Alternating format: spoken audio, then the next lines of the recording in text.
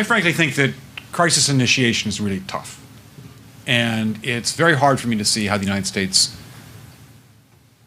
president can get us to war with Iran. Which leads me to conclude that if, in fact, compromise is not coming, that the traditional way of America gets to war is what would be best for U.S. interests. Some people might think that Mr. Roosevelt wanted to get us into World War II, as David mentioned. You may recall we had to wait for Pearl Harbor. Some people might think Mr. Wilson wanted to get us into World War I. You may recall he had to wait for the Lusitania episode. Some people might think that Mr. Johnson wanted to send troops to Vietnam. You may recall he had to wait for the Gulf of Tonkin episode. We didn't go to war with Spain until the until the Maine exploded. And may I point out that Mr. Lincoln did not feel he could call out the Federal Army until Fort Sumter was attacked, which is why he ordered the commander at Fort Sumter to do exactly that thing which the South Carolinians had said would cause an attack. So if, in fact, the Iranians aren't going to compromise, it would be best if somebody else started the war. But I would just like to suggest that one can combine other means of pressure with sanctions. I mentioned that explosion on August 17th. We could step up the pressure. I mean, look, people, Iranian submarines periodically go down. Someday one of them might not come up. Who would know why? We can do a variety of things if we wish to increase the pressure. I'm not advocating that, but I'm just suggesting that this is not a either-or proposition. Of, it's just sanctions has to succeed or other things. We are in the game of using covert means against the Iranians. We could get nastier at that. A plausible scenario for a military collision with Iran involves Iraqi failure to meet the benchmarks, followed by accusations of Iranian responsibility for the failure, then by some provocation in Iraq or a terrorist act in the United States blamed on Iran, culminating in a quote-unquote defensive U.S. military action against Iran that plunges a lonely America into a spreading and deepening quagmire, eventually ranging across Iraq, Iran, Afghanistan, and Pakistan. You recently wrote a letter to the president of Iran in which... Yes, you recently wrote a letter to the president of Iran in which you urged him to study the Gulf of Tonkin incident, which we now know was a staged event used to justify war with Vietnam. And you also raised the question, does America provoke provocations? Sir, was this not an out... When did I do that? I have the letter right here, sir, if you want to read it. I have it on me right here. Who else signed that letter?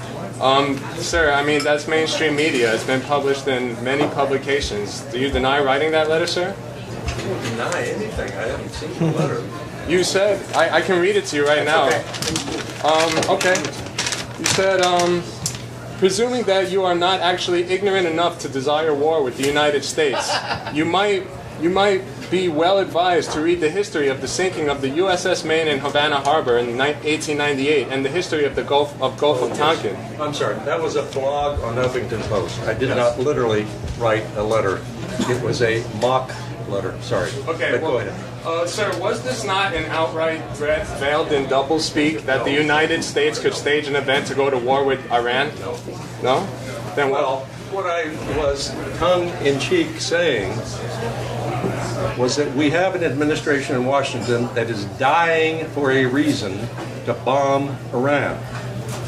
And so in a mock blog letter to the Iranian government, not the president, but the Iranian government, I just simply said, unless you people want to be bombed, you better be careful about cross-border incursions. And I think I explicitly said, keep the Republican Guard or the Revolutionary Guard or whatever it's called away from the Iraqi border.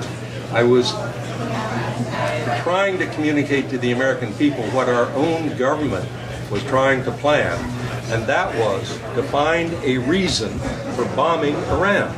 And I was simply saying, in effect to the American people through this mock letter, be very careful about this administration creating a USS Maine incident or a Gulf of Tonkin incident that would justify bombing Iran. That's all.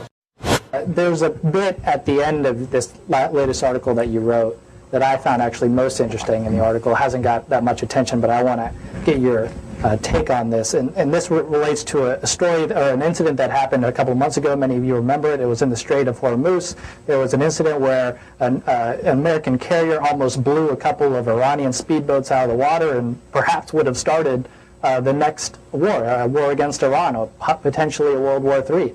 And it was averted, thankfully, at the last second. We later learned that there was really nothing to be terribly concerned about. The incident was overblown, and that there was a vice admiral in charge of the fleet in the Strait of Hormuz who said basically there was no concern there, that it was overblown. Well, yeah, the second part basically. He was concerned, but it wasn't. But it was overblown. We were never threatened. We were never threatened. And you talk about this vice admiral's name is Kevin Cosgriff, and in your article you write, nonetheless, Cosgriff's demeanor angered Cheney, according to the former senior intelligence official. But a lesson was learned in the incident. The public had supported the idea of retaliation and was even asking why the U.S. didn't do more. The former official said that a few weeks later a meeting took place in the vice president's office.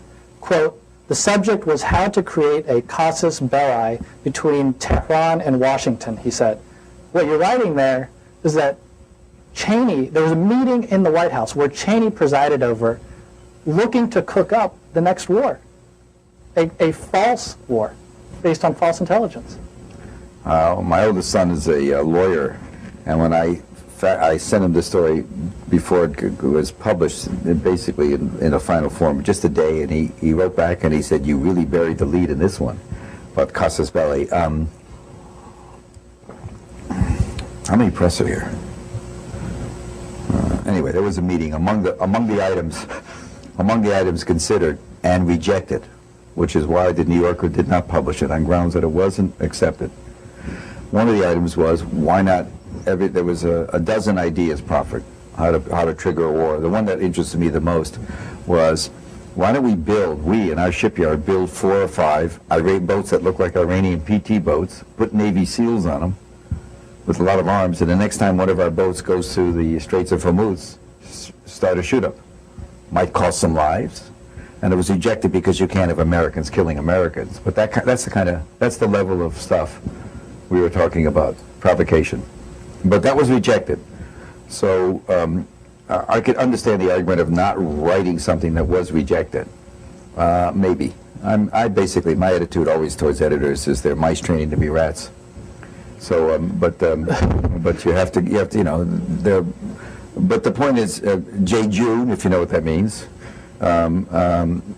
silly, maybe, but potentially very lethal, because one of the things they learned in the incident was the American public, if you get the right incident, the American public will support, bang, bang, kiss, kiss, we're into it.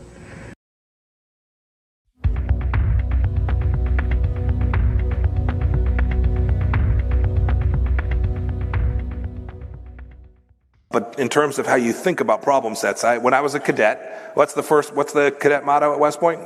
You will not lie, cheat, or steal, or tolerate those who do. I was the CIA director. We lied, we cheated, we stole. It was like we had entire training courses.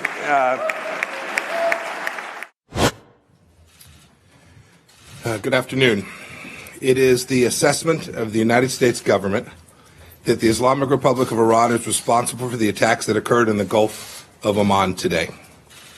This assessment is based on intelligence, the weapons used, the level of expertise needed to execute the operation, recent similar Iranian attacks on shipping, and the fact that no proxy group operating in the area has the resources and proficiency to act with such a high degree of sophistication. This is only the latest in a series of attacks instigated by the Islamic Republic of Iran and its surrogates against American and allied interests. And they should be understood in the context of 40 years of unprovoked aggression against